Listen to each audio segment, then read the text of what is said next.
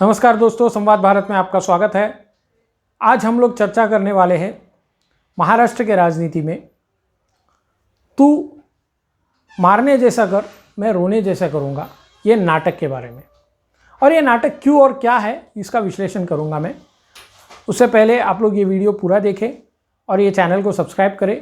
अगर आपने सब्सक्राइब किया है तो आपके मित्र परिवारों से कहिए कि ये चैनल सब्सक्राइब करें। ये चैनल के माध्यम से मैं एक अलग तरीके से विश्लेषण करने की कोशिश करता हूँ, जो आपको मेन स्ट्रीम या अन्य यूट्यूब चैनलों पे बहुत कम दिखाई देंगे या सुनाई देंगे। दोस्तों, आज मैं आपके सामने ये विषय इसलिए रख रहा हूँ क्योंकि तू मारने जैसा कर, मैं रोने जैसा करूँगा, ये जो नाटक का सिलसिला है वो नाना पटोले, जो महाराष्ट्र के कांग्रेस के प्रदेश अध्यक्ष हैं, उनके द्वारा किए गए कुछ स्टेटमेंट्स, उसके बाद उसकी प्रतिक्रिया, और हर स्टेटमेंट के बाद मीडिया के द्वारा अब सरकार गिरेगी, अब सरकार गिरेगी, अब सरकार गिरेगी का एक नया ड्रामा। तो ये पूरा सिलसिला क्या है ये समझ के लेंगे। नाना पटोले ने जब ये स्टेटमेंट दिया कि महाराष्ट्र सरकार कांग्रेस के बदौलत है और वो याद रखना चाहिए, उसके 2 दिन बाद महाराष्ट्र के जो कांग्रेस के प्रभारी और पूरे संगठन के प्रभारी एच के पाटिल जी ने शरद पवार जी से मिलने के बाद उन्होंने ये स्टेटमेंट दिया कि सरकार को धोखा नहीं है और नाना पटोले जी को भी अपने बयान पर ध्यान देना चाहिए। ये हो गया। फिर संजय राउत जी का बयान लेने गए मीडिया और बोला कि सब कुछ ठीक है। सुबह 9-10 बजे के आसपास जो चाय और बिस्किट के लालच में मीडिया गई संजय राउत जी के पास, उनको जो मिलना था वो मिल गया मराठी मीडिया को, और एज यूजुअल चलता रहा। फिर दोपहर तक एक पुणे में शिरूर में जो लोकसभा के एमपी है एनसीपी से, अमोल कोल्हे जी ने एक रास्ते को लेकर जो उद्घाटन होना था खेड़ में, उसको लेकर एक क्रेडिट लेने की कोशिश शिवसेना की तरफ से ऐसा आरोप हुआ। तो उन्होंने वहाँ पे एक कार्यक्रम उद्घाटन का रखा और उस उद्घाटन कार्यक्रम में ना मुख्यमंत्री उद्धव ठाकरे जी का नाम था, ना वहाँ के जो लोकसभा के मेंबर थे शिरूर के अडलराव पाटिल जी, जो हार गए 2019 में, उनका भी नाम नहीं था।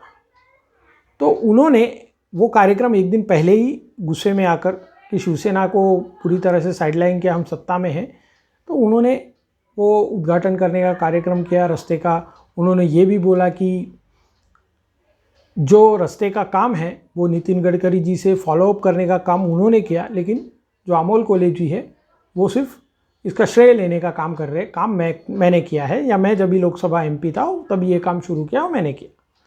उसके बाद चिढ़कर अमोल कोल्हे जी ने एक बयान दिया जहाँ पर उन्होंने सीधा सीधा उद्धव ठाकरे जी के मुख्यमंत्री पद का श्रेय ये शरद पवार जी को दिया और ये वार्निंग दिया कि याद रखो कि मुख्यमंत्री उद्धव ठाकरे जी मुख्यमंत्री की कुर्सी पर शरद पवार जी के आशीर्वाद से बैठे हैं।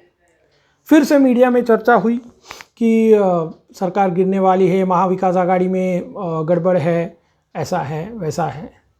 और मैं ये सब देख रहा था, तब मुझे ध्यान में आया ये सरकार में ना कोई गड़बड़ी है, ना इनमें कोई सरकार में सत्ता भोगने वाले में कोई अनबन है। अब आप देखिए, अडलराव पाटिल जी ये सत्ता में नहीं है, अमोल कोल्हे जी ये सिर्फ एमपी है। अब इनमें झगड़ा होगा तो इसका फ़ायदा किसको होगा? या तो अडलराव पाटिल को होगा या तो अमोल कोल्हे को होगा। लेकिन आने वाले समय में जब बीजेपी पूरे के पूरे 48 लोकसभा सीट्स लड़ने की बात कर रही है, तो अगर इन्होंने तीसरे को स्पेस दिया तो इनकी अहमियत कम हो जाएगी। तो ये क्या कर रहे हैं अब इनको समझ गया है कि आगे जाके इनको लड़ना साथ में नहीं है, लेकिन जब तक सत्ता है साथ में रहो, लेकिन नीचे ज़मीन की जो तैयारी है अकेले लड़ने की वो इन्होंने कर चुकी है।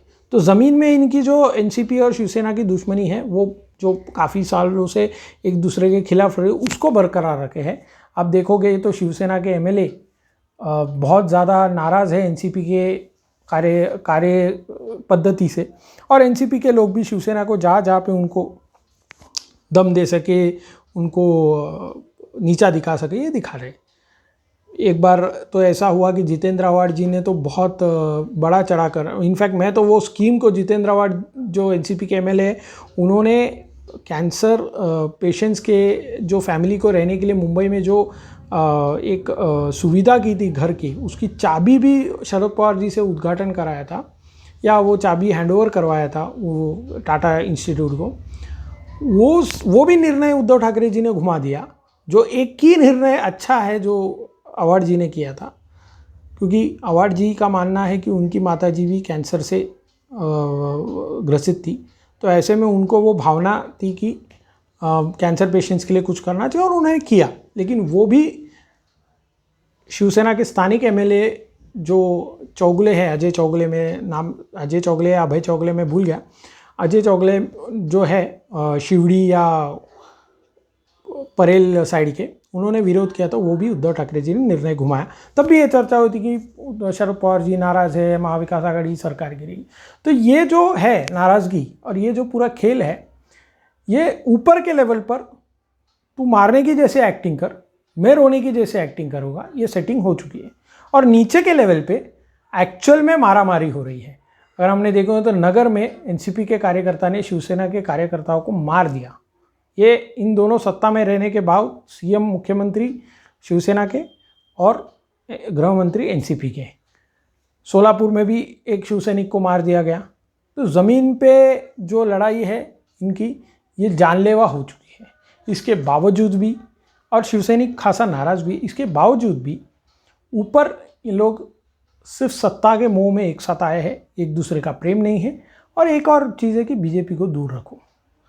इससे जो होने वाला बड़ा नुकसान है वो इनको आज नहीं दिखेगा, लेकिन भविष्य में इनकी पार्टी को वो भुगतना पड़ेगा, क्योंकि जो कार्यकर्ता मरता है वो पार्टी के काम करते हुए मरता है।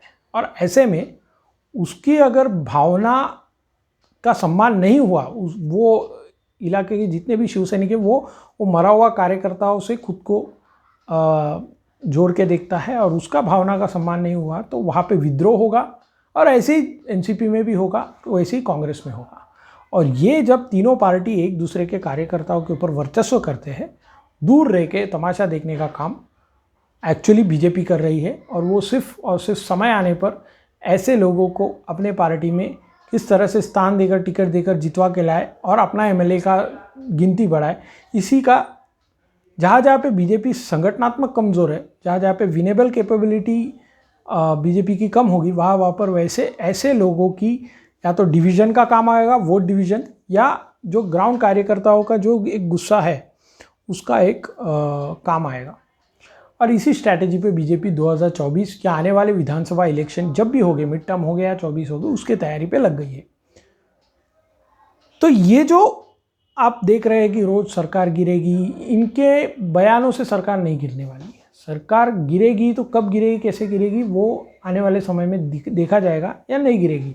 लेकिन इतना तय 5 साल सरकार नहीं चलेगी, 4.5 साल या 4 साल चलेगी, क्योंकि 5 साल चलाना प्रैक्टिकली पॉसिबल नहीं है। वो इसीलिए क्योंकि जैसे जैसे चुनाव नज़दीक आएगा, इनके एमएलएस को हारने की डर होगी, और वैसे वैसे हारने का डर, क्योंकि 5 साल नज़दीक आता है तो चुनाव की तैयारी होती है, और चुनाव की तैयारी में आपका जो ग्राउंड लेवल वर्कर है वो आपको फीडबैक देता है कि आप हारने वाले हो या जीतने वाले हो। आपको ये भी फीडबैक मिलता है कि आपकी पार्टी से टिकट मिलने वाले नहीं मिलने वाले। आपको ये भी फीडबैक मिलता है कि क्या आप तीनों पार्टी अलायंस में लेकर लोगे, तो मुझे, अगर मैं वो पार्टी का, तो मुझे टिकट मिलेगा नहीं मिलेगा। तो ये तीनों की तैयारी में ये सरकार 5 साल तो नहीं चलेगी, लेकिन 4 साल चल सकती है, 4.5 साल चल सकती है, 5 साल पूरी नहीं चलेगी। और ये 5 साल पूरी इसलिए ही नहीं चलेगी क्योंकि ये जो स्थानिक लेवल पे जो नाराज़गी है वो बहुत ज़्यादा हो जाएगा जैसे जैसे सरकार आगे बढ़ता जाएगा। तो मेरा ये पूरा विषय पर कहने का यही मतलब है कि सरकार इन लड़ाइयों पे गिरती भी नहीं है ना बनती है। सरकार ऑलरेडी बन चुकी है। अब वो आपस में समन्वय कैसे करे, ये मुख्यमंत्री, उप मुख्यमंत्री और पार्टियों के जो तीनों पार्टियों के अध्यक्ष हैं, इनका काम है। नीचे लेवल के कार्यकर्ताओं ने बस अपने अपने जो गढ़ है उसको किस तरह संभाले अपने पार्टी के लिए, इसका ध्यान रखना है। और ये ध्यान रखते हुए अपने पार्टी को कितना मजबूत कर सकते हैं ये भी ध्यान रखना है, क्योंकि आपका जो विरोध में है वो कौन है वो आपको आज नहीं पता चलेगा, वो आपको और 2 साल रुकना पड़ेगा, या जब भी चुनाव होगा उसके पहले 6 महीने पहले ही पता चलेगा। आज के लिए इतना ही।